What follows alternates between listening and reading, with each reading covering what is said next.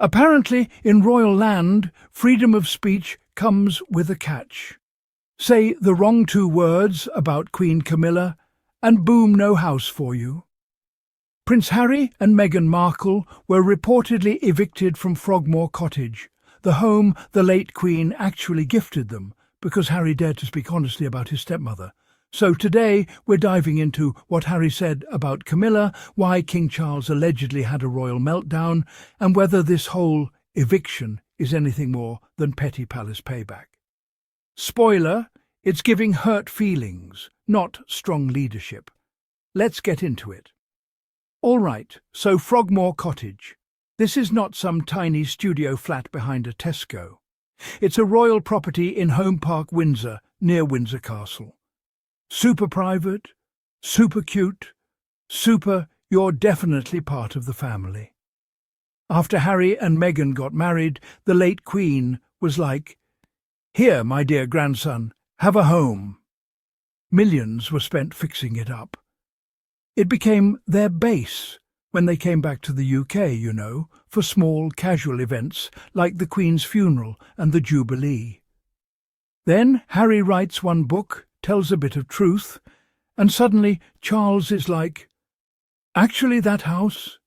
Yeah, I'm going to need that back." They were officially requested to vacate, which is royal language for pack your stuff. You're out. Totally normal parent-child behaviour, right? Evict your son over his opinions. Then along comes Spare Harry's memoir, the royal family's PR team, sweating, the tabloids, foaming. Camilla, probably clutching her pearls. Harry mentions Camilla over 60 times. That's not an accident. That's a man with a lot to get off his chest. Before he even names her, he calls her the other woman.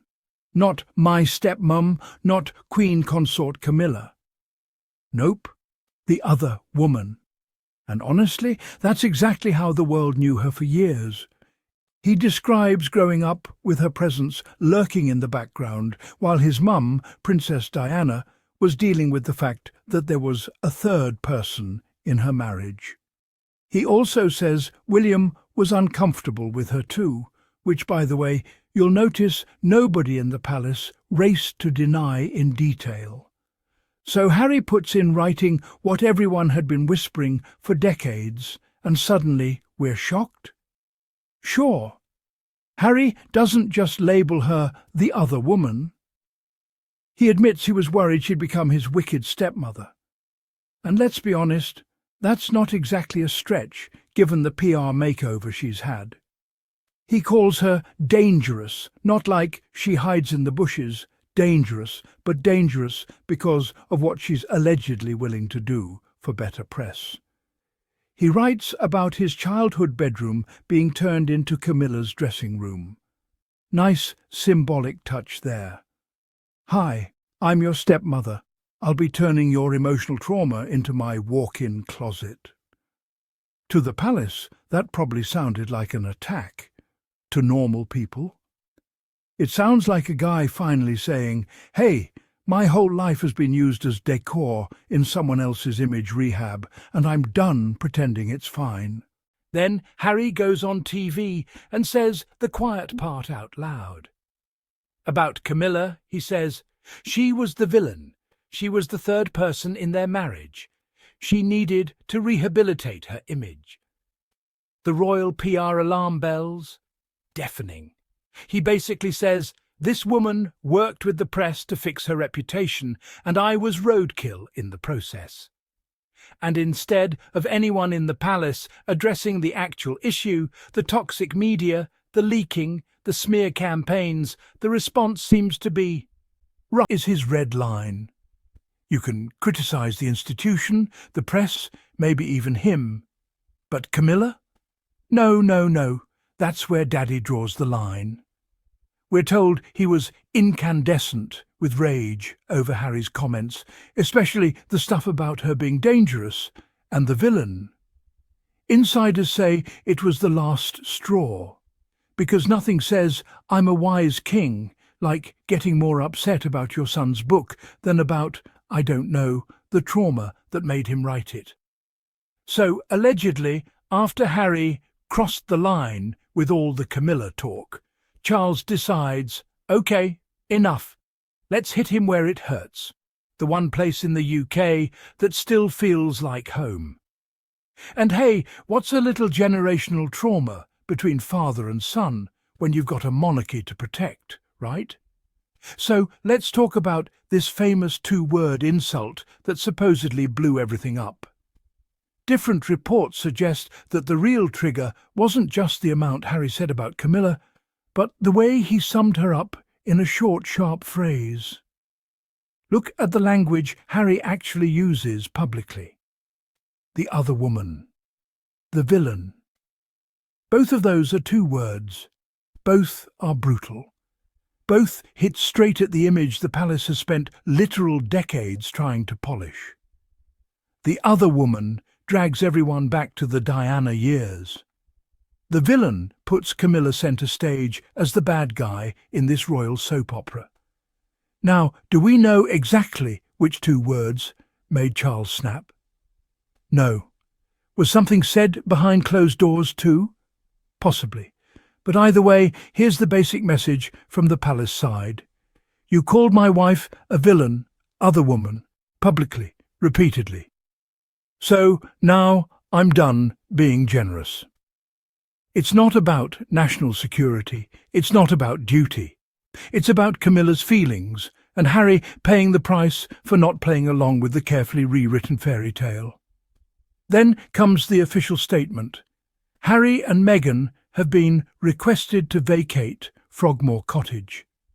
Side note, requested to vacate is such a polite way to say, kindly remove your existence from this building.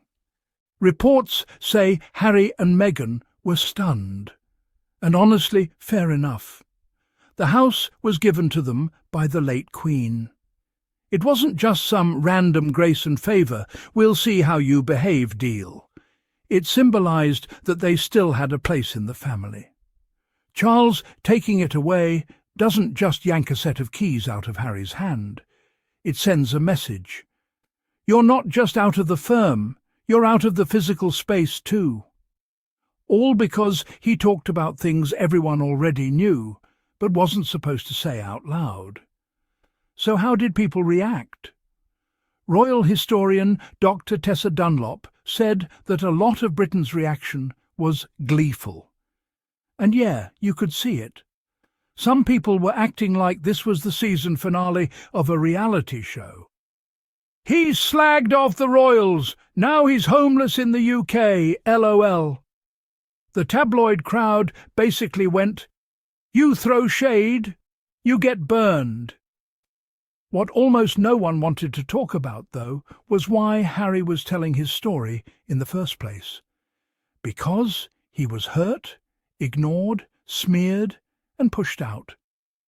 Dunlop pointed out that Harry did all of this from a position of weakness, not power. He wasn't sitting on a throne. He was the son who felt cast aside.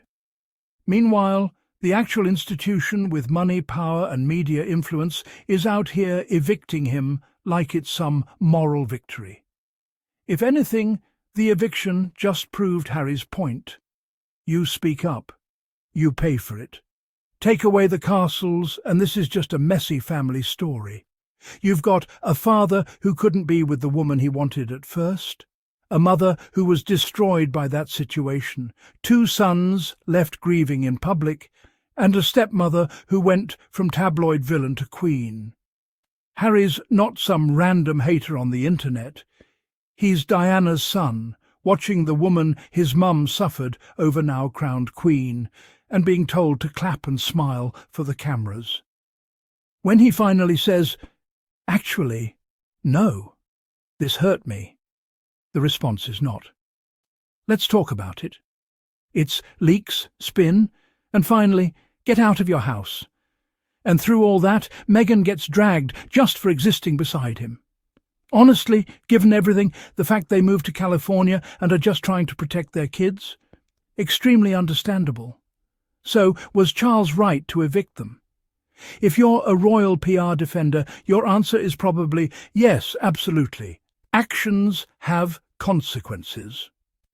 If you look at this like a normal human, you might say, wow, evicting your son over a book where he talks about his pain is a choice. In the real world, if your kid wrote a book about family trauma, the healthy response would be therapy, conversation, maybe some uncomfortable honesty, not hand back the keys, traitor. So, yeah, technically, Charles can do what he wants with royal property. But morally, it just makes him look small, petty, and more worried about Camilla's reputation than his relationship with his son and his grandkids. Meanwhile, Harry and Meghan, they still have a home, they still have their kids, they still have their voice. Losing a cottage doesn't exactly erase that. With Frogmore gone, Harry and Meghan don't have a base in the UK anymore. And honestly, the way they've been treated, I doubt they're crying themselves to sleep over it every night. It does make future visits more awkward. No private place that's really theirs. More dependency on royal logistics if they ever come back for events. But in terms of the bigger picture, they're in California, living their lives, raising their kids away from the tabloids and palace drama. They've got deals, projects, and, yeah, plenty of critics, but they also have control, which is more than they had in the UK. Frogmore was symbolic. The eviction is symbolic too. It says more about Charles and the monarchy than it does about them. Could they ever patch things up? Maybe. Families can be wild like that. You can scream today and hug 5 years later. It happens. But here's the other real question. Do Harry and Meghan even want back in? After the press abuse, the lack of support, the smear campaigns, being told to leave their house over a book, would you be rushing back? If reconciliation ever happens, it won't be about Frogmore. That door's shut, literally. It would have to start with the one thing this family seems allergic to, taking responsibility. Until then, Harry and Meghan are doing what the royals hate most, living their lives without needing a palace. Harry talked about his experience growing up with the other woman in the picture. He called Camilla the villain and dangerous in how she dealt with the press. Charles, according to reports, lost it behind the scenes and decided Harry had crossed the line. Result? Harry and Meghan were requested to vacate Frogmore, their home, given by the late Queen. All this over words. Not crimes, not scandals. Words. So now I want to hear from you. Do you think Harry was out of line for calling Camilla out? Or do you think he was finally telling the truth about something the royals have tried to bury for years? And was Charles right to evict them over it, or does it just make him look petty and insecure? Drop your thoughts in the comments.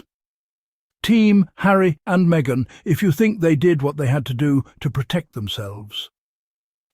Team Palace, if you somehow think evicting your son is a reasonable management strategy. Or Team Therapy. For everyone, if you think what this family really needs is less PR and more actual help. If you enjoyed this breakdown and you're tired of the royal double standards, make sure to like, subscribe and hit that notification bell so you don't miss my next video. Thanks for watching, and shout out to the Sussexes for choosing peace and sunshine over palaces and drama.